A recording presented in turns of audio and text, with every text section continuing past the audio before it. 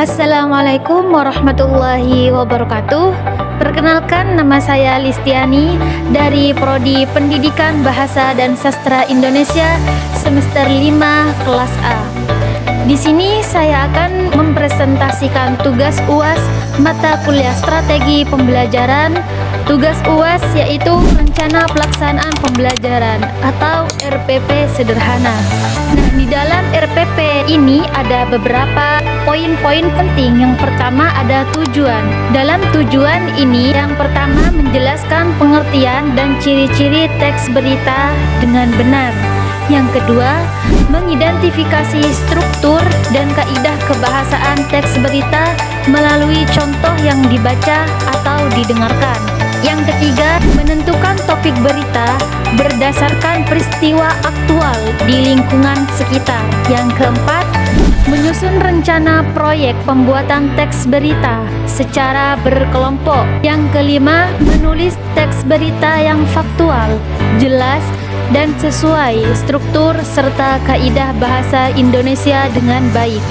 Yang keenam, menyajikan hasil proyek teks berita dalam bentuk tulisan atau presentasi di depan kelas.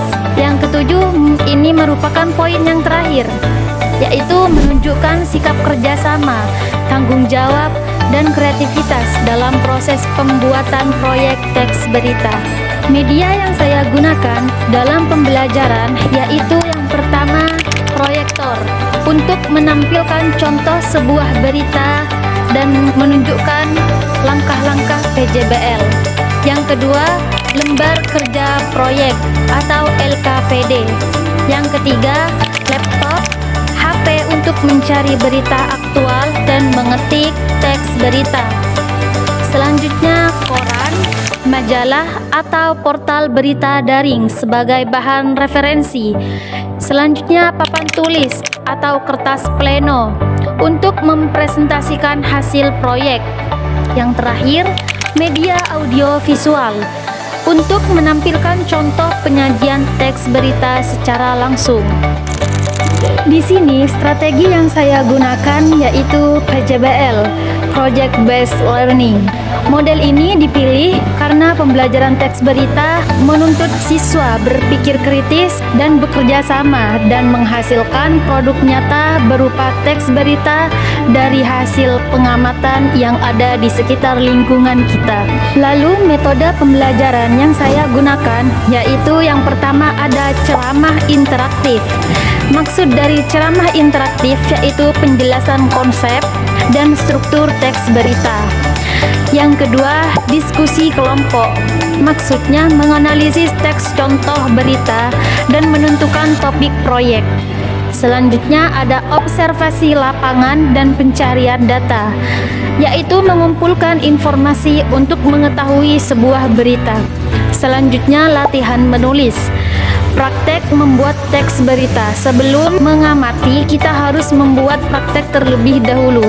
Selanjutnya presentasi hasil proyek. Maksudnya yaitu menyajikan sebuah teks berita dari hasil kerja kelompok siswa.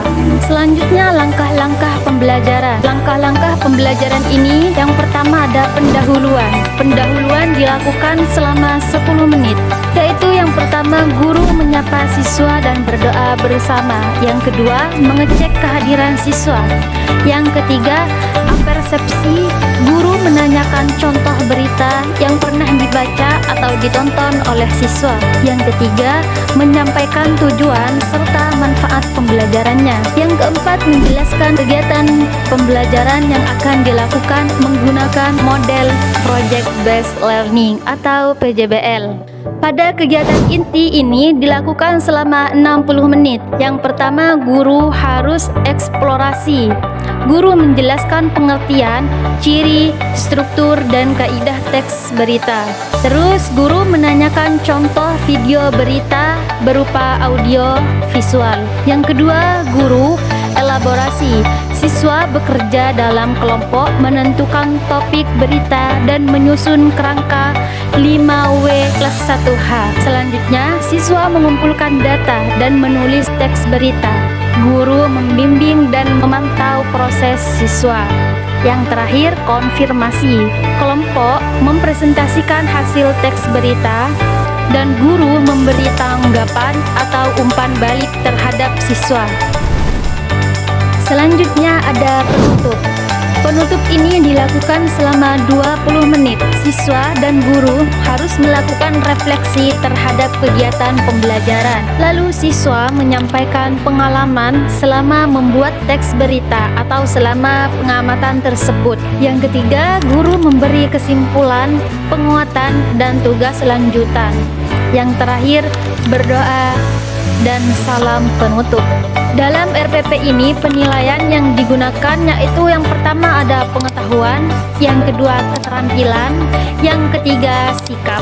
Untuk penilaian yang pengetahuan, penilaian ini pemahaman siswa tentang pengertian, ciri, struktur, dan kaidah teks berita melalui tes lisan maupun tes tulis.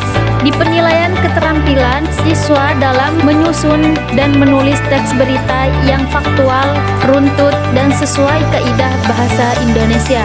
Penilaian terakhir yaitu sikap. Penilaian ini dinilai dari kerjasama, tanggung jawab, dan keaktifan siswa selama proses proyek berlangsung. Jadi sekarang kita sudah belajar banyak tentang rencana pelaksanaan pembelajaran atau panduan guru agar pembelajaran berjalan terarah, efektif, dan sesuai dengan tujuan. Seperti kutipan dari Kiai Hajar Dewantara, pendidikan adalah tuntunan dalam hidup pertumbuhan seorang anak. Sekian yang dapat saya sampaikan. Terima kasih atas perhatiannya. Kurang lebihnya mohon maaf. Wassalamualaikum warahmatullahi wabarakatuh.